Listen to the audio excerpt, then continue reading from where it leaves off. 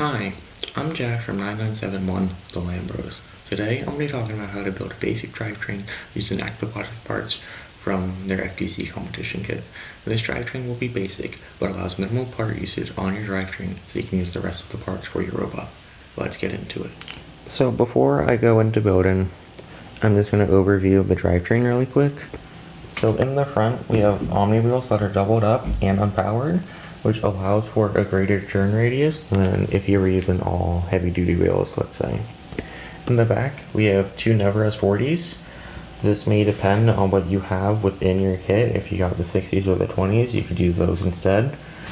And then I'm doing a 32 tooth sprocket to 24 tooth sprocket with chain.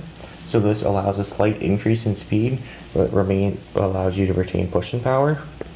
I go over this further in the video, but this bar here, you can move this to any of these holes. So then I have it back here just so you can maybe fit like a rev hub or, modern robotics electronics back there. And then you could also have like an intake or whatever the game requires you to get game elements in the front of your robot. So as I said in the intro, this robot is really basic, but allows you to make the most effective use of your parts within the kit, which is why it's only using 2 motors for it. But if you have other parts, feel free to add on to it. Let's get into building it. Okay, so here's an overview of the parts we'll be using in this video. We have 2 6mm D-hubs, 2 32 tooth sprockets, 2 motor mounts, 4 inside channel mounts, 4 Omni wheels, 2 1.25 inch hub spacers. We have 4 1/4 inch D-hubs. We have 4 1/4 inch axles, 4 1/4 inch collars, 8 flank ball bearings, 2 24 tooth sprockets, 2 0.5 inch hubs, 2 heavy duty wheels, 2 Never S motors, chain, 2 16.5 inch channel, and then 2 9 inch channel. So to start off, we're going to be assembling the wheels. First, we're going to start with the Omni wheels.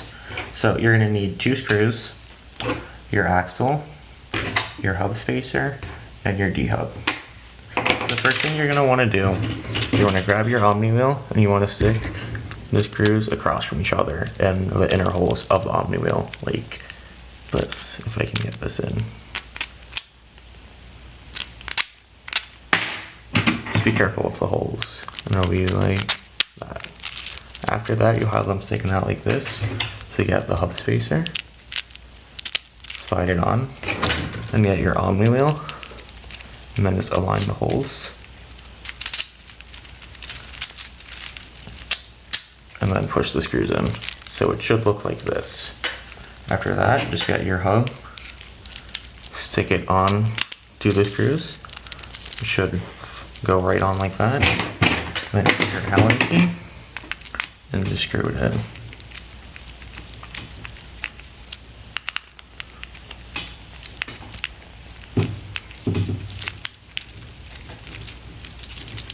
And it should look like this. And if you want to, you can just get your axle and stick it in and tighten the set screw. This way it's just a bit easier to put the wheels on, and you're going to be doing this for both Omni wheels. So next we're going to be assembling the heavy duty wheels. So this is pretty much the same as the Omni wheels. The 2 screws, put them across from each other like this. Then you get your hub, plop it on like that. Get your sprocket, go on like that. Then just put the hub on like this. Your Allen key, screw it in.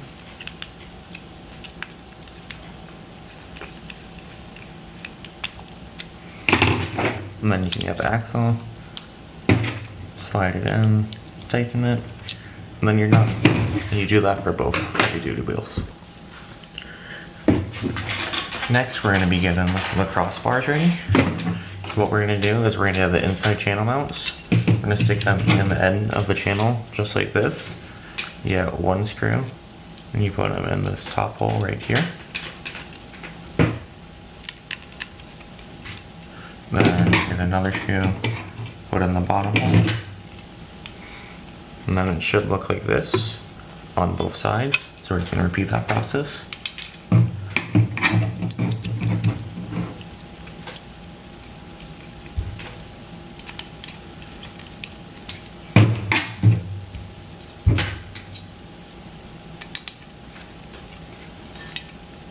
And there we go. Should look like this, and you're going to do this for both crossbars. So now we're going to be assembling the full chassis. So what we're going to be doing is we're going to be putting these crossbars.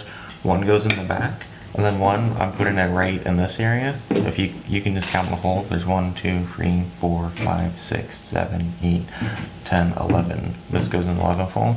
This is just how I'm doing it. So you have room in the front for an intake, and then you can put stuff in the back as well. But you can move this front bar to wherever you want. You can have it there, you can have it wherever you want. And then this bar is going to stay back there. So what we're going to be doing is we have these 4 inner threaded holes, and we're going to be lining them up in the pattern like that. So these 4 center holes. So I'm going to screw this in and then I'll show you.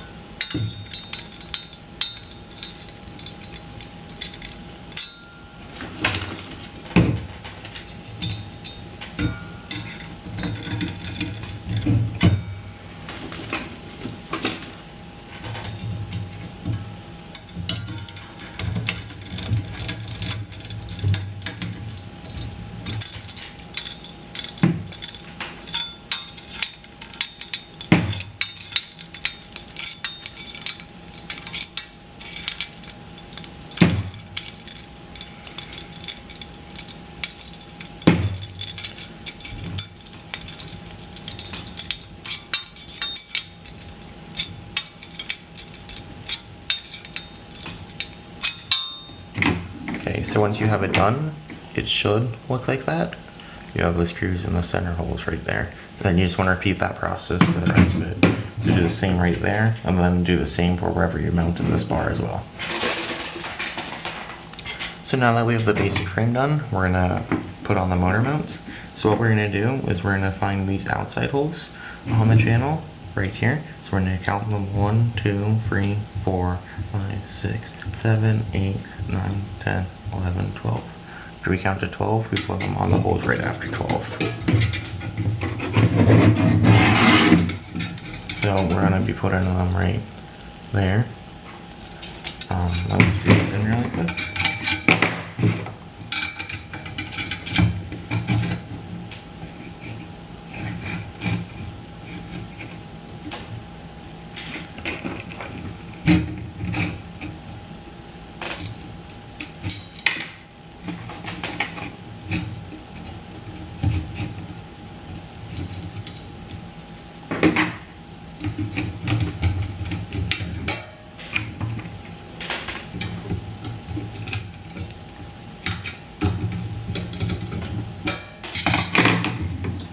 So after you have it screwed in, it should look like that.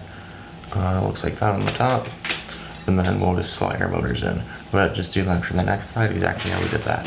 So now we're gonna assemble the motor sprockets, and then we're gonna mount the motors. So what you're gonna do, you're just gonna grab the D-hub, the 6mm D-hub, and then you put your sprocket on top of it.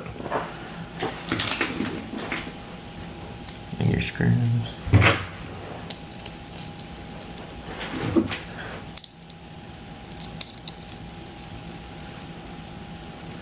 And we're just going to do that for both.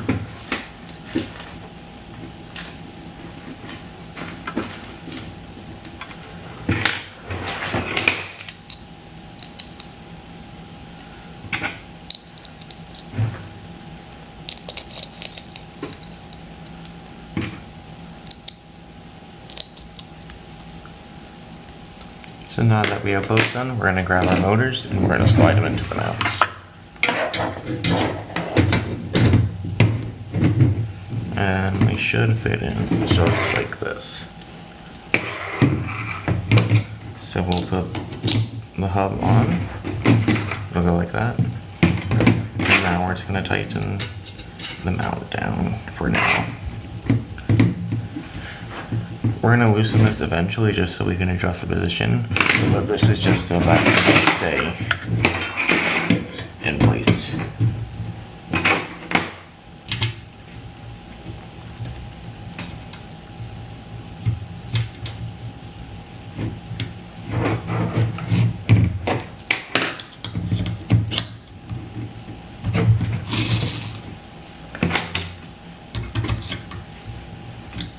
So now the chassis should look like this.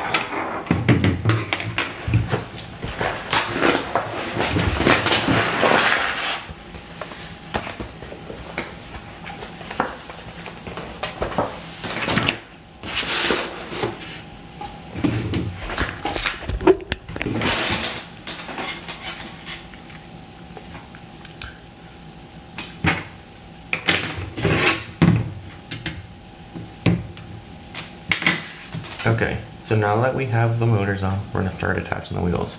So what you're going to do is you're going to go to the front of the channel and you're just going to count 1, 2, 3 and stick a bearing in it. And then you grab another bearing, stick it in the back, home.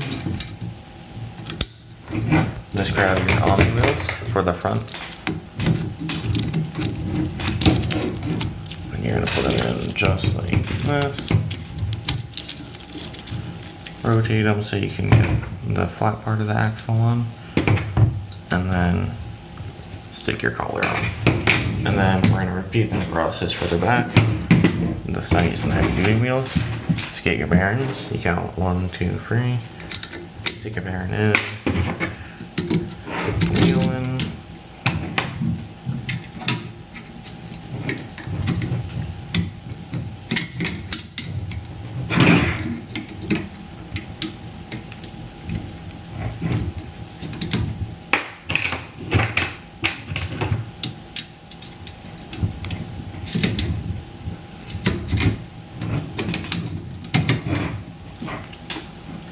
It took a while to get that on.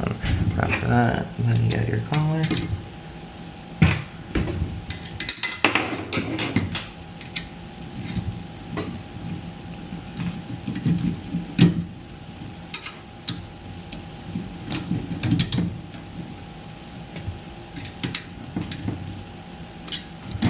And now the side of your drivetrain should look like this. And you just want to repeat that same process for the other side. So now that we've assembled the basic drivetrain, we're gonna finish it off by just putting on the chain. One thing I have done is I have put the sprocket so that it's facing the motor now, rather than like it is over here where the hub faces the motor. This way it's just easier to line the chain up with the sprocket on the wheel. So what you want to do with your chain is just put it under the wheel, then bring it up like this. And then you want to have part of it on the chain, on the sprocket, and then the longer part go over it. So the chain is kind of broken, but it gives you the basic idea. So pretty much you want to have it like this. And then what you want to do is you want to mark the link on top with your Sharpie or whatever. So it would be this link that I'm marking right here. Right there. And then after that, you just take the chain off, and then you break it. And I'm gonna fast forward through that. So now that we've broken the chain, it should be on the sprockets just like this. And then we're just gonna put a master link on it. If you're not sure how to break chain, there's a bunch of tutorials on YouTube for it. Sadly, we won't be showing that in this video. But we're just gonna put the master link on.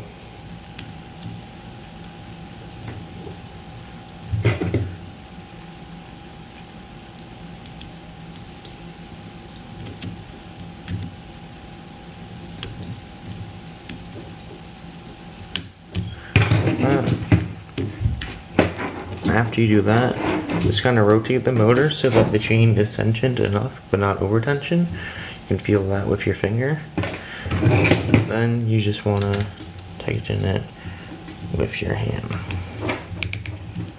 Oh, the motor mount.